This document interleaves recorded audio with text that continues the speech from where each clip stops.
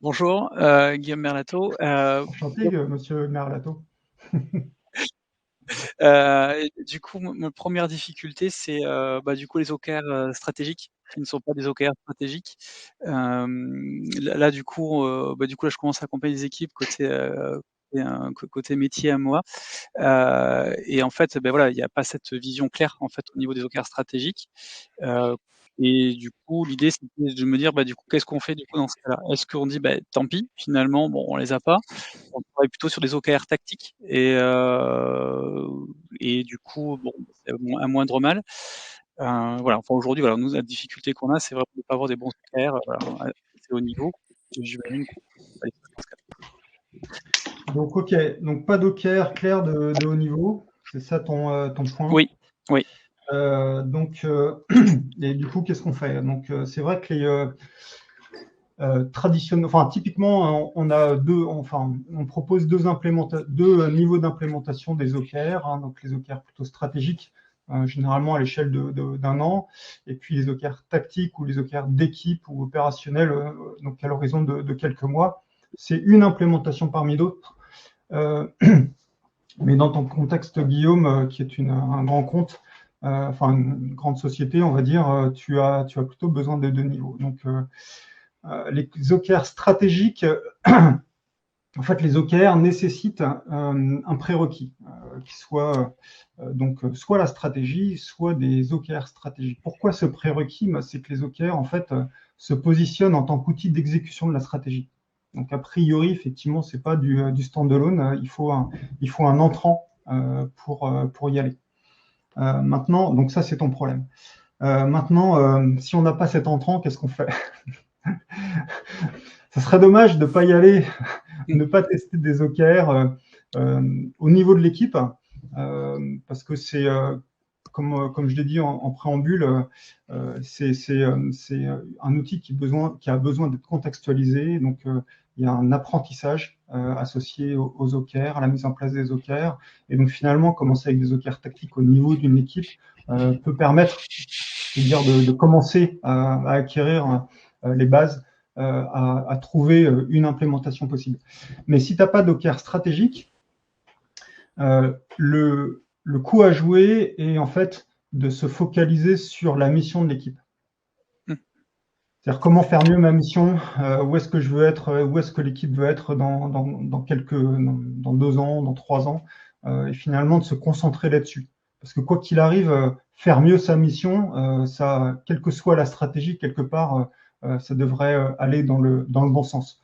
Et le bon sens est important, c'est-à-dire que les OKR, en tant qu'outil d'exécution de la stratégie, le premier point que l'on cherche, le premier bénéfice que l'on cherche à avoir, c'est l'alignement entre la stratégie et ce qu'on va réaliser. Ouais. Donc voilà, tu ne te trompes pas tellement en te focalisant sur la mission. Mais par contre, c'est temporaire. C'est-à-dire que si on se limite à ça, il y a peut-être d'autres outils ou d'autres approches qui permettent de faire mieux. Hein. C'est un peu utiliser une usine à gaz pour s'améliorer. Voilà. Ça répond à ton point, Guillaume? Oui, complètement. Merci. Okay, super. Alors déjà, bonjour à tous ceux qui sont arrivés en cours de route. Alors, je prends salut Koussaïr. Je prends la question suivante.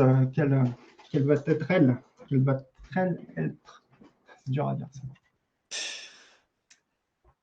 Je crois que je levais la main à Sylvie, non? Ou si c'est comme vous voulez. Eh ben, vas-y Paul et puis Sylvie. Bon allez, je me permets. Bonjour, du coup, moi je suis dans le même cadre que Guillaume en fait. Il est interne, moi je suis externe.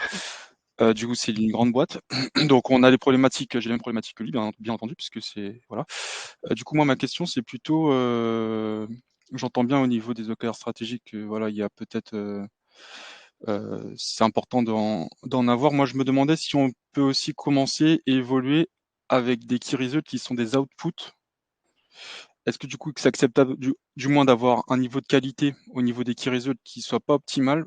Parce qu'autrement dit, aujourd'hui, En clair, on peut pas. Voilà, il y a très peu de choses qui sont qualitatives lorsqu'on nous sort un format, en tout cas, d'OKR. Donc, je me demandais du coup si c'était acceptable et auquel cas, si c'est pas acceptable, est-ce que c'est vraiment possible, entendable, d'effectuer cette méthodologie OKR uniquement au niveau équipe?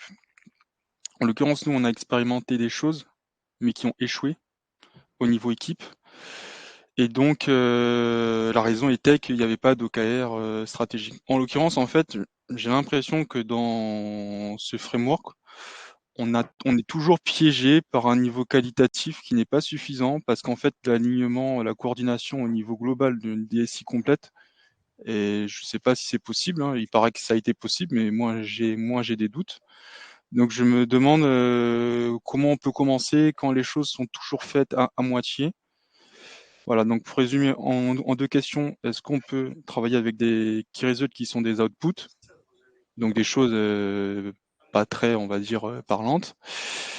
Et est-ce qu'on peut aussi travailler uniquement au niveau équipe et auquel cas, quel est le cadre qui fait que ça fonctionne?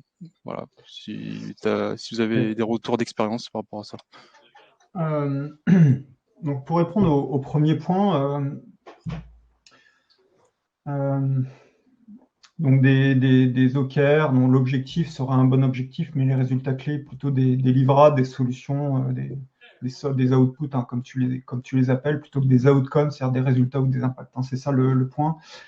C'est vrai qu'on a l'habitude de dire que ce sont pas de bons, enfin que les résultats clés sont plutôt de l'ordre des résultats, enfin des outcomes en anglais, c'est plus facile à dire, ou de l'impact.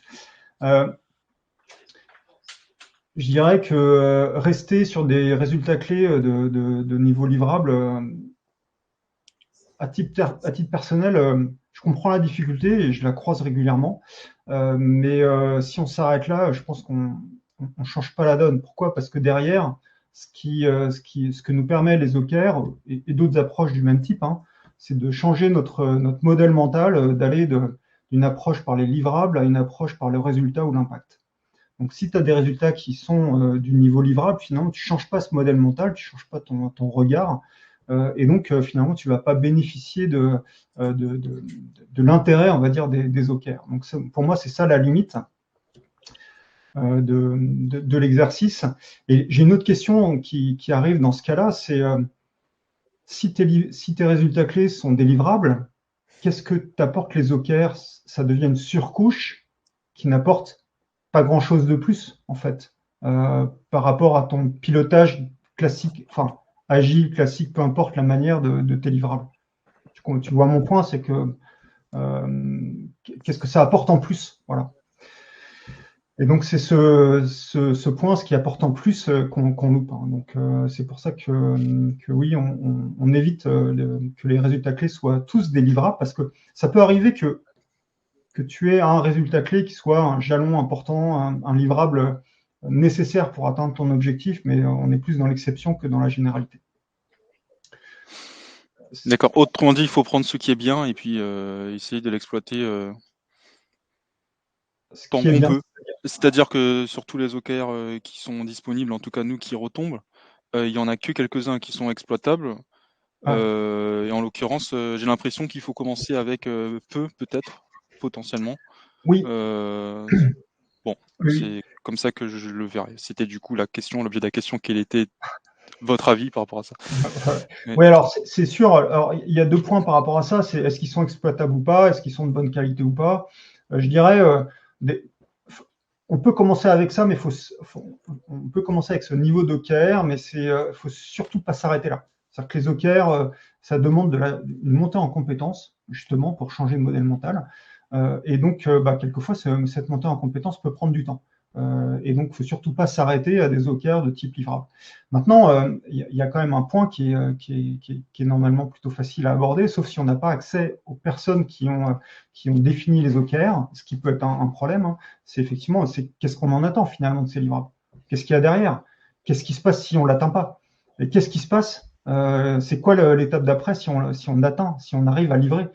et donc d'aller chercher le pourquoi ou le bénéfice ou l'impact qu'il y a derrière ces livrables et finalement reformuler les résultats clés. Mais effectivement, si on n'a pas accès aux personnes, c'est plus délicat d'avoir ça. Et puis après le dernier point, est-ce que au niveau rester au niveau des équipes, c'est ce que j'ai dit tout à l'heure, hein, c'est-à-dire que oui, on peut rester au niveau des équipes, ça permet une expérimentation, ça permet de monter en compétences, mais c'est limité à la mission de l'équipe et donc on loupe un point important qui est l'exécution de la stratégie, ça c'est un premier point, et on loupe un deuxième point important, c'est que les OKR sont faits pour être des OKR partagés. Donc de pousser à plus de collaboration. Donc c'est plutôt des OKR qui ne sont pas au niveau des équipes, mais plutôt sur les chaînes de valeur, les trains ou peu importe le modèle opérationnel qu'il y a derrière. Et donc si on reste au niveau des équipes, évidemment on collabore au niveau de l'équipe, mais il n'y a pas de coopération avec d'autres équipes. Et ça, on va le louper aussi. Et finalement, tout ça, c'est autant de manque par rapport aux bénéfices potentiels des OKR. Je vais m'arrêter là. Je ne sais pas si j'ai répondu à toute la question, mais comme c'était le même contexte un petit peu que Guillaume, et je vais me permettre de donner la main à Sylvie. Merci. Merci d'abord, Laurent, pour nous offrir ce temps qui est précieux pour pouvoir répondre à toutes nos interrogations. On s'est déjà croisé à un atelier que tu avais fait pour essayer de simplifier un petit peu les choses aussi, de mettre des mots. Donc, voilà, merci d'abord et bonjour à tous. Moi, ma question, elle serait sur un contexte beaucoup plus faible que celui qui vient d'être évoqué, mais plutôt pour des indépendants. J'utilise donc la méthode OKR pour pouvoir stimuler, accompagner des indeps comme moi, où on est parfois seul dans nos organisations ou dans des TPE. Ce que j'observe, et d'où ma question, c'est comment éviter le biais d'un glissement, je dirais, des KR du trimestre précédent. En quelques mots, je m'explique. On a une récurrence trimestrielle. Et ce que je constate, c'est une sorte de lassitude ou d'épuisement, alors que au départ, c'est stimulant. Parce que l'échéance est brève et que les objectifs stratégiques sont très clarifiés, le why est très clair, etc. C'est des choses qu'on pose en séance de coaching. Et là, on se rend compte que sur, je sais pas, un an et demi, au bout d'un an et demi, on a une espèce de glissement des KR des mois précédents, voire des objectifs des mois précédents, avec une forme de lassitude qui peut émerger de la part de ceux qui font. Avec l'expérience que tu as et le retour d'expérience peut-être que d'autres, comment on peut éviter cet écueil? Voilà, quelles sont les bonnes pratiques? Alors, avant d'essayer de répondre, parce que c'est pas si simple, tu parlais de mois en mois, la cadence des OKR, c'est mensuel? Alors, la cadence, elle est trimestrielle, c'est-à-dire qu'on fixe un plan d'action et des KR sur le trimestre. Sur le trimestre, d'accord. Et par contre, vous avez des suivis mensuels. On a des revues mensuelles. Oui, absolument. En fait, j'allais dire, déjà, si la cadence des OKR, c'est mensuel, c'est un rythme qui est hyper élevé, quoi. Donc, ce que j'ai vu de plus rapide, c'est 2 mois. Et 2 mois, c'est déjà très élevé, en vrai. Hein. Même moi, pour mon activité, j'étais sur du trimestre. D'accord. OK. Donc après, les glissements, je dirais des objectifs d'un cycle sur l'autre, d'un cycle tactique sur l'autre, même stratégique d'ailleurs, ça peut arriver, tout simplement parce que ton objectif, tu ne l'atteins pas et il reste toujours pertinent. Alors, soit parce que ton objectif il est un peu trop gros et on n'a pas réussi à avoir un objectif plus spécifique qui cadre à l'horizon du trimestre, mais même en ayant un bon objectif, ça arrive qu'on se plante. Et donc, finalement, le reconduire, en soi, c'est pas un souci. Là, il y a 2 écoles. Hein. Il y a effectivement les coachs OKR qui disent chaque début de cycle OKR, on fait un RAZ, etc. Mais la réalité, c'est que si tu as un objectif qui est important pour toi, tu vas le reconduire. Donc, oui. Mais par contre, ce qui est vrai sur les objectifs l'est beaucoup moins sur les résultats clés. Et le fait de les reconduire comme ça, cycle après cycle, m'interroge. C'est-à-dire, ça me pose la question sur vraiment la nature de tes résultats, enfin des résultats clés qui sont utilisés, et est-ce que ce ne sont pas des thèmes, à partir du moment où ça devient quelque chose de récurrent, en général, c'est plutôt un thème. Voilà. Et donc, c'est pas suffisamment spécifique. La question que tu dois avoir en tant qu'indep, mais en tant qu'entreprise également, c'est qu'est-ce que j'essaye de vraiment spécifique? Où est-ce que je mets mon effort sur les 3 prochains mois? Et si j'y arrive, génial, je passe à l'étape d'après. Si j'y arrive pas, je pose le crayon et je me pose vraiment la question de est-ce que je dois faire conserver autrement. voilà. Et faire autrement, voire changer de stratégie ou de tactique, peu importe. Et donc, la question que j'ai, et j'aimerais bien regarder du coup tes OKR, c'est est-ce qu'ils sont suffisamment spécifiques pour justifier, enfin, pas pour justifier, mais pour éviter justement qu'ils se répètent. Donc ça, c'est un point.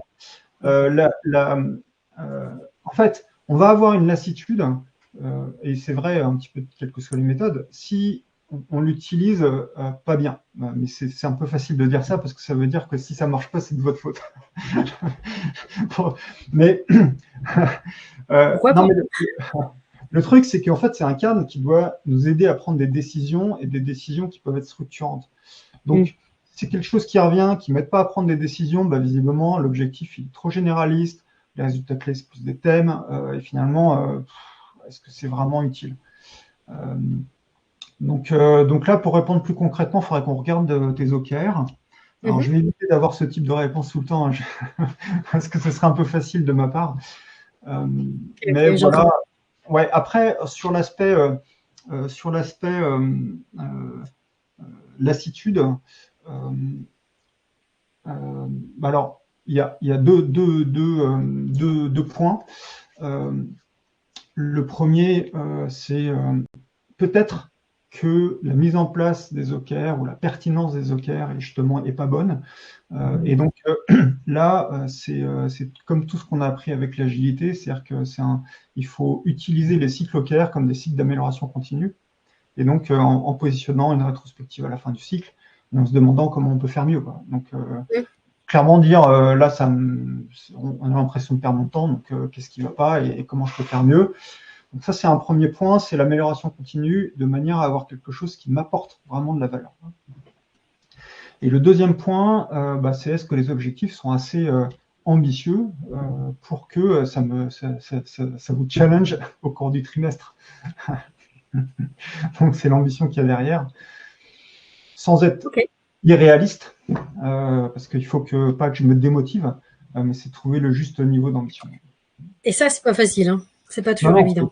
C'est très dur. Et puis, donc ça va être un mode échec-erreur. Hein. C'est-à-dire qu'il y a des fois, je suis un peu trop ambitieux, je vais me planter. Une autre fois, ce sera trop facile en cours de route, je vais l'atteindre, je vais essayer de faire mieux. Donc là, en fait, ça touche beaucoup à la qualité des OKR, non pas sur la formulation, non pas sur la forme, parce que ça, quelque part, on trouve des patterns, mais pour bien écrire des OKR, et, avant tout, il faut que ce soit les bons OKR pour moi, et ça, est-ce que je ne vais pas forcément le trouver dans les patterns, mais c'est la qualité sur le fond. La question finalement de Paul. Typiquement, voilà, si j'ai que des livrables, est-ce que ça me challenge peut-être sur les moyens, mais pas sur la réflexion, enfin que sais-je. Voilà. Ok, ça marche, merci. De rien. Est-ce qu'il y a d'autres questions? Ouais, moi j'ai une petite question. Là, je suis chez un client. Donc, j'interviens au niveau de leur Agile Lab.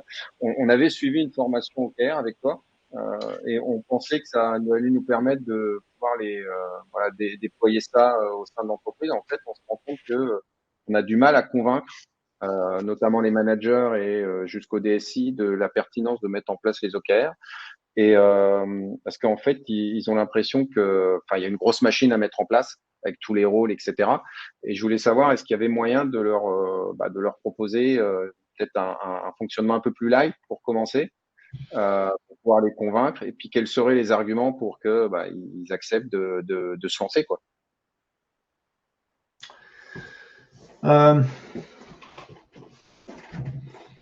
Alors là, je vais essayer de répondre. En général, alors je pense pas que ce soit le cas, mais en général, la première difficulté, c'est de les intéresser à ce sujet. Moi, l'argument que j'ai, c'est dire que justement, c'est un outil de l'exécution de la stratégie. L'exécution de la stratégie, ça les concerne. C'est leur responsabilité.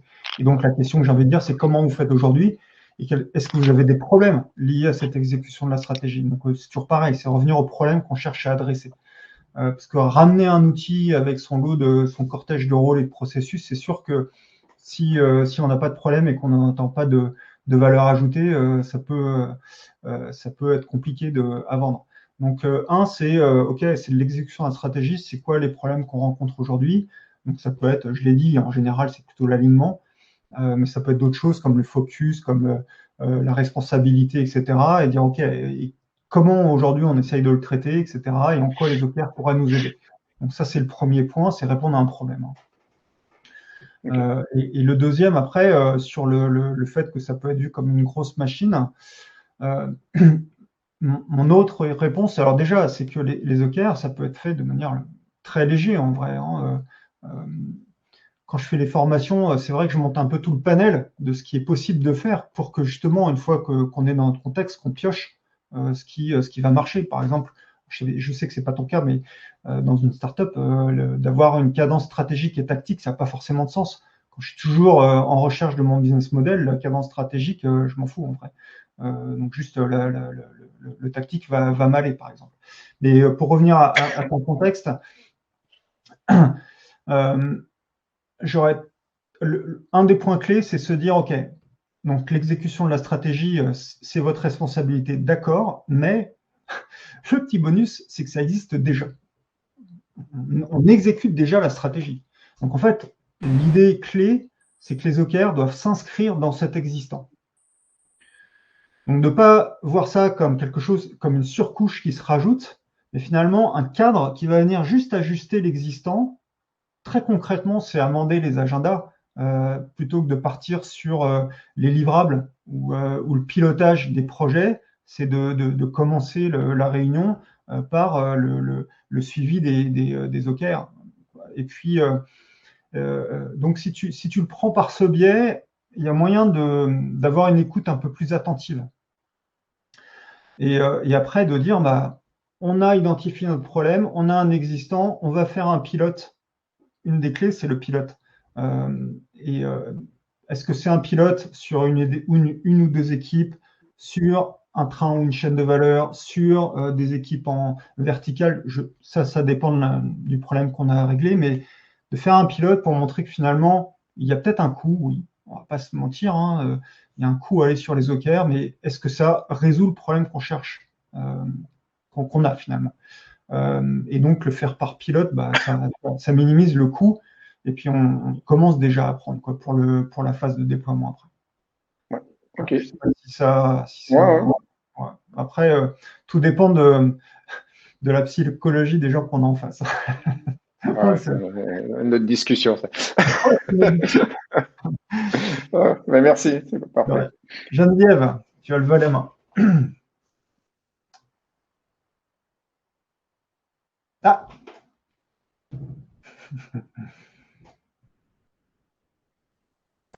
Bonjour à tous. Bonjour. Oui, c'est mieux comme ça. Hein. Ouais.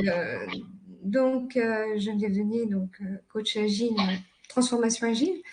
Moi, j'ai souvent été confrontée justement sur des organisations où c'est la première fois qu'on met ça en place.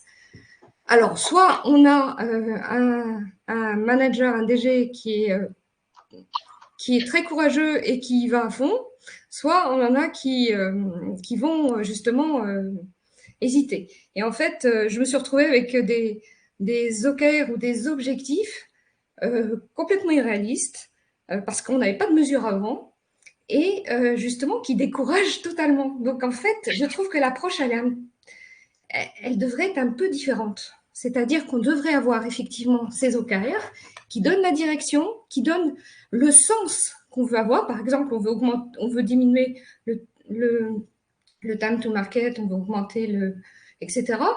Mais qui doit être appuyé par les KPI. Les KPI qui mesurent. Mais sans dire, on veut que dès la première mise en œuvre, dès la première mise en œuvre, sans vouloir absolument mettre des chiffres. Dans 18 mois, on doit être à tel niveau, etc. Ça, on peut le faire, mais pas dès la première fois. Et je pense que ça peut freiner lors de la première mise en place de l'OKR, alors qu'une fois qu'on a cette expérience sur un trimestre, au contraire, ça motive et puis ça permet de baser les prochains OKR sur quelque chose de plus tangible, quoi. Qu'est-ce que vous en pensez? Je comprends le point. Alors, c'est d'autant plus vrai dans les entreprises qui n'ont pas cette culture de la donnée. Hein. Bon, il y en a de moins en moins, mais donc c'est la question de finalement d'avoir la photo, une photo réaliste de là où on en est pour se fixer une cible qui soit pas déconnante. Je reviens quand même là sur le propos des KPI. Alors il y a plusieurs choses que j'ai entendues auxquelles je voudrais répondre.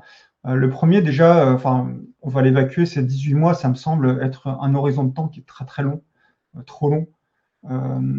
Les OKR, on essaye que ce soit au maximum 1 an, voire moins. Je rappelle qu'initialement, on n'avait pas d'OKR stratégique, hein, on avait des OKR tactiques et c'était plutôt trimestriel. Les OKR stratégiques sont venus après. Et moi, j'ai des implémentations où même les OKR stratégiques sont à l'horizon de 6 mois. Donc, c'est pour dire que 18 mois, ça me semble trop long. Et pour rebondir sur votre sujet, c'est plus l'horizon de temps est long, plus la probabilité de ne pas l'atteindre est forte, je dirais. Voilà. Mais ensuite, cette histoire de KPI, alors, en fait, moi, quand j'accompagne, quand je forme, je sépare bien les KPI des OKR. Ça ne veut pas dire que les OKR ne peuvent pas reposer sur un KPI, mais vous allez comprendre mon point de vue. En tout cas, après, on peut avoir des points de vue différents, mais si je positionne les OKR comme l'exécution de la stratégie va nous transformer, va nous amener d'un point A à un point B pour nous faire progresser vers la vision, vers nos ambitions. Et donc, c'est porteur de changement. Et donc, dans le cadre de ce changement-là, je n'ai pas forcément toujours les métriques existantes qui permettent de suivre la performance de ce changement ou de la cible vers laquelle je veux aller.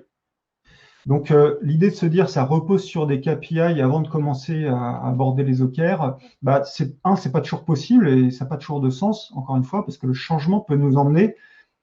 On peut par exemple changer de business model et que les KPI du prochain business model ne soient pas ceux du business model existant, tout simplement. Hein. Et les KPI, moi, je les positionne plutôt comme l'exécution de la stratégie déjà implémentée. C'est-à-dire que c'est l'exécution du business model d'aujourd'hui. C'est comment je fais tourner la baraque en étant le plus performant possible ou autre. Donc, en fait, on est dans le connu avec les KPI. C'est le résultat de tout ce qu'on a fait avant. Et les OKR, c'est plutôt le résultat de tout ce qu'on va faire demain. Voilà, pour séparer. Donc, je dirais, moi, je suis plutôt d'avis, même dans une entreprise ou une équipe ou un service qui n'a pas cette culture de la donnée ou qui n'a pas accès à la donnée, d'y aller quand même. Par contre, de ne pas mettre des chiffres, de jeter des chiffres en pâture, on va dire. Au minimum, c'est d'avoir se fixer une cible qui soit pertinente dans le sens qualitatif, c'est-à-dire que si j'ai pas la data, je vais faire des sondages, je vais regarder l'état de l'art, je vais regarder ce qui se fait chez les concurrents, je vais essayer de trouver une information qui semble la plus pertinente possible pour me faire une idée. Vous voyez ce que je veux dire, de manière à positionner une cible. Quand je l'ai vraiment pas, par exemple, imaginons qu'on change de stratégie, qu'on se fixe un OKR stratégique et avec une métrique pour laquelle on n'a pas accès. Donc, est-ce que cette métrique, je peux l'avoir d'une autre manière, qu'elle soit pas outillée, pas automatisée, qu'elle soit pas encore super fiable, mais qui me donne des grandes masses ou un ordre de grandeur, ça suffirait quelque part. Ou alors, j'ai vraiment rien. Et dans ce cas-là, je vais me dire, voilà, c'est augmenter cette métrique de X à Y. Et puis, en fait, sur le premier cycle tactique, l'enjeu, ce sera d'aller finalement trouver cette information et d'ajuster la bonne cible. C'est-à-dire que déjà, normalement, le premier cycle tactique doit nous permettre d'avancer, de progresser vers l'obtention de cet objectif stratégique, et donc au minimum de savoir le suivre et de suivre sa progression. Donc, je peux très bien dire en début de cycle stratégique, voilà, augmenter de X à Y, et X et Y, on va essayer de trouver au premier trimestre. C'est mieux que rien. Pareil, c'est mieux que rien de trouver une information à peu près bonne, même si elle n'est pas pour nous, elle l'est pour l'état de l'art ou pour nos concurrents, ça nous permet de nous situer. Voilà, c'est ce genre de choses qu'on essaie de faire. Ça va? Je sais que c'est une question délicate, hein. Vu que ça repose sur des métriques, si on n'a pas les métriques.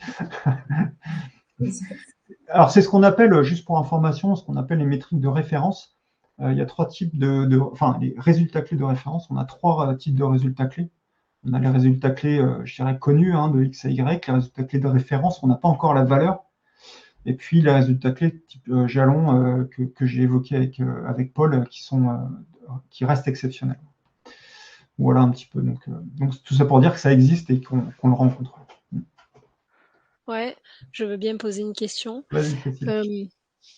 Oui, alors en fait, comme je suis dans une grande entreprise, ça prend toujours vachement de temps, le cycle de définition des OKR stratégiques. Et donc, après, ça dégouline dans les... Je ne sais pas si vous aimez bien l'image, mais bon, ça dégouline dans les directions et les départements, potentiellement. Est-ce que tu as des conseils là-dessus par rapport à ça, pour faire en sorte que ça prenne moins de temps? Alors, trop de temps, ça veut dire combien de temps, concrètement? Là, on attend les OKR pour 2024. On les aura peut-être en avril. En avril? Bah oui, on se plante de sujet là. Parce que alors, là, je parle des stratégiques, hein, donc ils sont mais valables même, pour oui. maintenant. Hein. Bah, si tu mets 4 mois ou 3 mois pour définir tes objectifs valables sur l'année, t'as un problème. En fait, ça me rappelle plutôt le management par objectif. Et ça me rappelle aussi l'exercice budgétaire qu'on commence en septembre pour essayer de le finir plus ou moins fin décembre, qui a un exercice budgétaire annuel. En fait, ça me rappelle surtout l'approche traditionnelle de tout ça, quoi, des objectifs et du budget. Et en plus, le terme dégouliner, moi, je l'ai retraduit dans ma tête par cascader. J'ai entendu service, etc., département et équipe. L'idée des OKR et surtout de ne pas avoir cette même approche, parce que en fait, une des questions, c'est notre capacité avec les OKR à changer de tactique ou à développer notre stratégie, dans le sens vraiment le développement stratégique, c'est-à-dire l'ajustement de la stratégie par rapport à ce qu'on rencontre sur le terrain. Et donc, si tu mets beaucoup trop de temps à définir tout ça, en fait, tu n'as pas les boucles de feedback rapides qu'on attend des OKR, c'est-à-dire les boucles tous les 2 mois ou tous les 3 mois. Et tout ça, c'est une usine à gaz. Et pour minimiser ça, on a banni l'approche en cascade du management par objectif, qui était faire les objectifs au niveau stratégique, les décliner au niveau des business units, ensuite des départements, ensuite à chaque niveau, à chaque strate hiérarchique jusqu'à atteindre les objectifs individuels. Donc ça, c'est pas du tout l'approche préconisée par les OKR. L'approche préconisée, elle est plus à 2 niveaux, voilà, OKR strat et OKR tactique. Donc 2 niveaux, c'est déjà beaucoup. Là, comment dire, par rapport au fait que ton organisation met 3 mois à définir ou plus des OKR stratégiques, j'ai pas la clé là, parce que je vois pas qu'est-ce qui bloque, qu'est-ce qui fait que c'est long, et qu'est-ce qu'on en attend finalement de ces OKR aussi. Donc en tout cas, ma réponse, c'est que c'est beaucoup trop long pour que ce soit pertinent dans le contexte des OKR. Voilà, ça c'est mon point. Et qu'est-ce qui est un ordre de grandeur acceptable, on va dire, c'est quelques semaines. C'est-à-dire qu'en décembre, en quelques semaines, tu vas faire le bilan de ton année stratégique, revisiter ta stratégie, redéfinir tes OKR stratégiques et puis repartir sur un nouveau cycle tactique. Voilà, quelques semaines, c'est acceptable. Voilà. Donc après, comment résoudre ton problème, je ne sais pas là. Il faudrait qu'on en discute un peu plus. Bon, après, c'est pas vraiment mon problème, hein, mais Non, mais enfin, ah, mais ceci dit, c'est un bon point. Non, mais que ce soit, c'est pas un problème ou c'est un bon point parce que c'est des choses qu'on retrouve effectivement. Mais moi, je te dis, ça me fait penser quand même beaucoup à l'approche plutôt traditionnelle, on va dire. Donc, je suis pas sûr d'avoir répondu à ton point.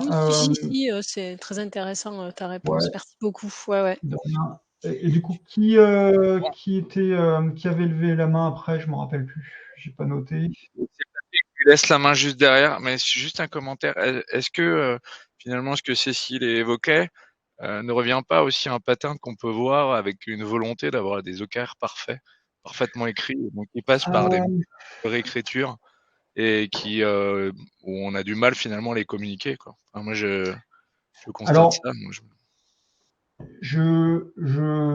ton point est très bon dans le sens où, comme c'est une approche, c'est sensible, hein, puisqu'on parle de stratégie, c'est un outil de communication, donc effectivement, communiquer un truc dont on n'est pas très fier, on hésite tous à le faire, et qui pourrait nous induire en erreur, peut-être même on hésite tous à le faire, donc il faut prendre le temps de bien écrire les OKR. Pour autant, c'est une compétence qui s'acquiert. Alors, qui s'acquiert au niveau des équipes, par contre, normalement, qui est déjà acquise au niveau de la direction.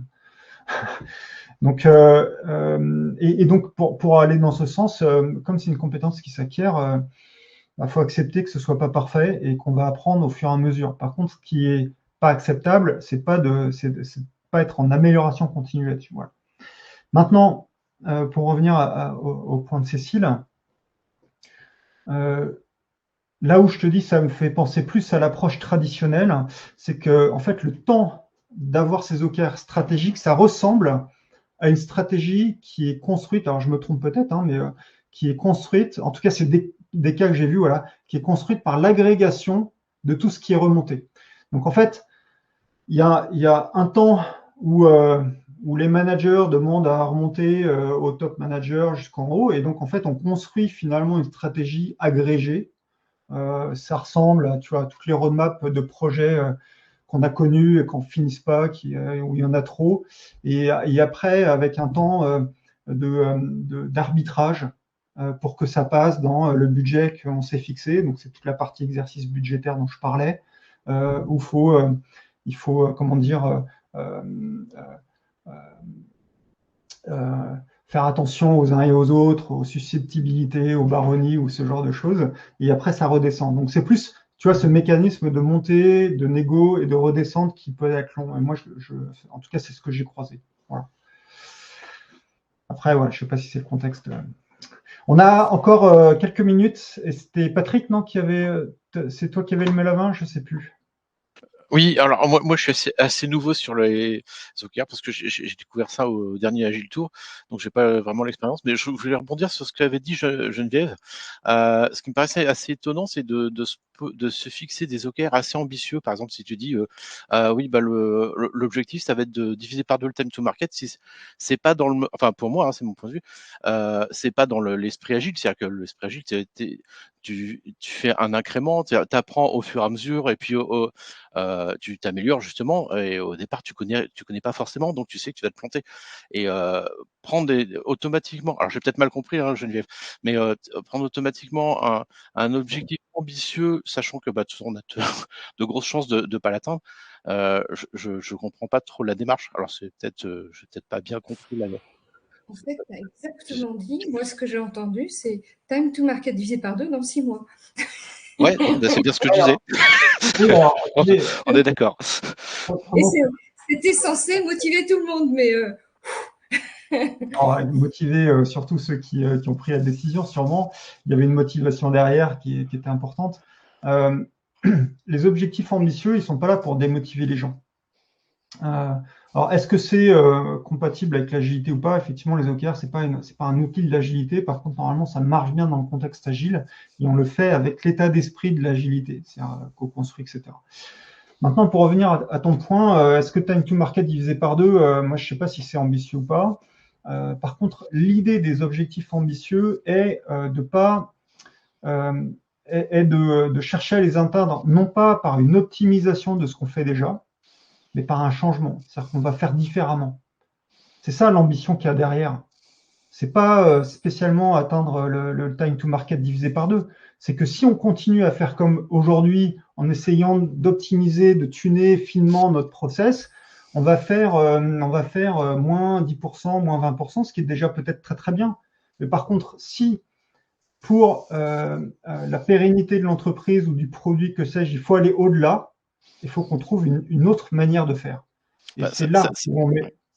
Ça peut passer par la value stream mapping, par exemple, analyser les lenteurs, les blocages. Après, si tu veux, comment définir le fait de diviser par 2, voir s'il y a un potentiel, ou comment trouver la solution pour y arriver, ça, justement, les OKR disent, débrouillez-vous. Justement, on parle d'initiative, de prise d'initiative, c'est bien pour dire, on ne va pas définir un plan d'action qu'on va dérouler, ça ne serait pas l'agilité, et surtout, ce ne serait pas cohérent avec le fait qu'on exécute une stratégie qui porte en soi de l'incertitude et de l'inconnu. Il faut bien qu'on sache réagir par rapport à ce qu'on va trouver en vrai sur le terrain ou en avançant. Et donc, en fait, ça laisse la porte ouverte à comment on va y arriver. Peut-être que c'est en faisant une value stream, en identifiant quelque chose. Peut-être que c'est en finalement en sachant mieux découper nos incréments pour qu'ils sortent plus vite. Enfin, je ne sais pas, la solution, peut-être que c'est juste en se regroupant et en travaillant ensemble, tu vois ce que je veux dire, c'est que des solutions, il y en a plein, et je veux pas, a priori, m'engager sur une piste plus qu'une autre. Mais l'ambition derrière les objectifs, c'est un effet miroir de l'ambition de la stratégie, et encore une fois, la stratégie, s'il n'y a pas d'ambition, ça ne sert à rien d'y aller, honnêtement, ça ne sert à rien de s'embêter si c'est pour faire à peu près la même chose. Donc, et puis, encore une fois, la stratégie, c'est pour faire en sorte que l'entreprise performe encore demain. Hein. Donc, c'est finalement nos places qui sont aussi en jeu. Et donc, oui, il y a de l'ambition derrière. On ne se déplace pas si ça ne vaut pas l'intérêt, en gros. Mais par contre, ça veut dire qu'il va falloir faire différemment. Sinon, il n'y a pas besoin de stratégie, quoi. Et donc, ça touche à quoi? Ça touche à l'innovation, hein, on est d'accord. À l'apprentissage, à l'innovation, c'est tout ça qu'il y a derrière. Donc, c'est pour ça que c'est acceptable de ne pas les atteindre.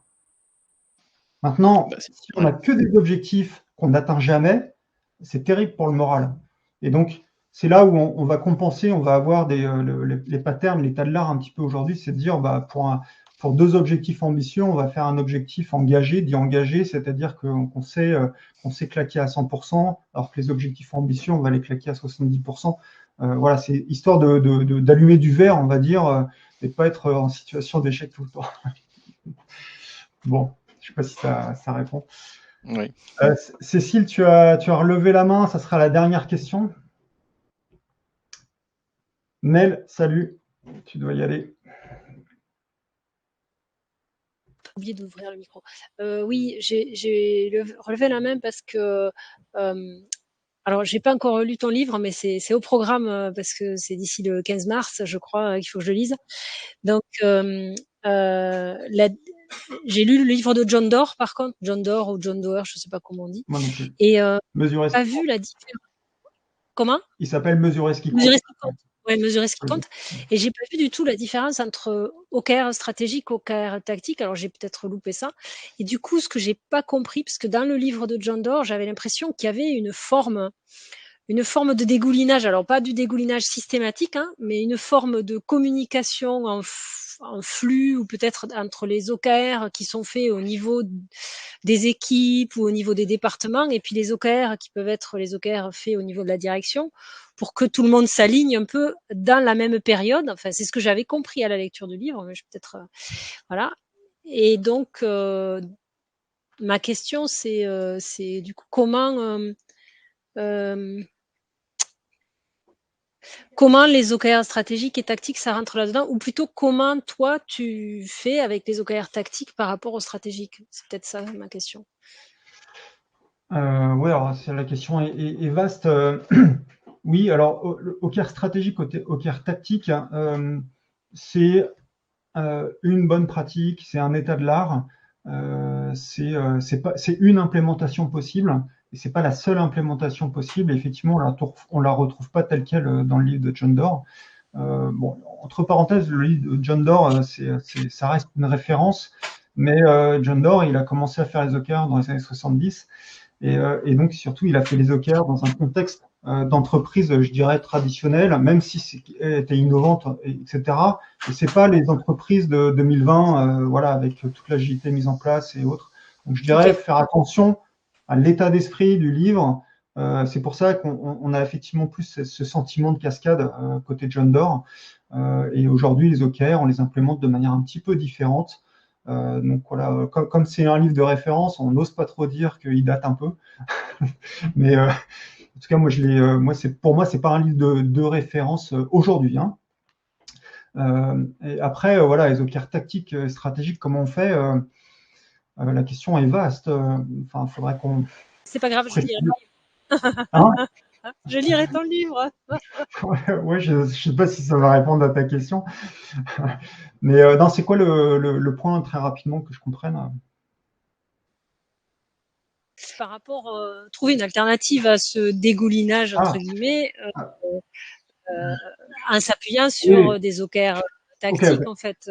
J'ai compris que tu disais tout à l'heure en fait. Alors déjà, donc ça dégouline pas, ça cascade pas tous les étages. Il y a que 2 étages, maximum 3, et une des clés que tu retrouveras pas dans le livre parce que je l'ai compris il y a pas très longtemps. En fait, c'est en positionnant encore une fois les OKR comme outil de l'exécution de la stratégie. Ça veut dire qu'on va mettre les OKR au dernier niveau de décision stratégique. Donc ça veut dire qu'on les fait pas partir du top. Si, par exemple, j'ai une stratégie d'une business unit ou si j'ai une stratégie produit, je vais faire partir mes OKR du plus bas niveau. Alors ça, c'est un des premiers points. Et du coup, ce qui explique que je peux avoir finalement que 2 niveaux d'OKR. Et donc, si par exemple, je suis dans une stratégie produit, je vais plutôt avoir des OKR produits stratégiques et des OKR tactiques produits. Ça, c'est le premier point. Et le deuxième, c'est que on cascade pas dans le sens où c'est pas le niveau hiérarchique du dessus qui décide des OKR du niveau hiérarchique d'en dessous. C'est plutôt voilà les OKR stratégiques et les équipes, proposez-nous votre contribution pour essayer de faire avancer tout ça. Donc c'est plutôt une approche top-down avec les OKR stratégiques et puis bottom-up avec les OKR tactiques. En fait, c'est un mélange des deux. Voilà. Pour faire simple. Bon, allez, on va s'arrêter là. Alors, je ne sais pas si ça vous intéresse, mais je fais des formations. Les prochaines formations, c'est le 12 et 13 mars à Paris, et puis j'en fais aussi à Rennes, exceptionnellement, en avril. Donc voilà, oui, c'est pour ça que je le dis, Simon, puisque ça peut t'intéresser éventuellement. C'est le 11 et 12 avril, quelque chose comme ça. Donc voilà, 2 jours de formation où on va au bout de tous ces sujets. Et ben, si vraiment vous avez besoin, je vous accueillerai avec plaisir à la prochaine session.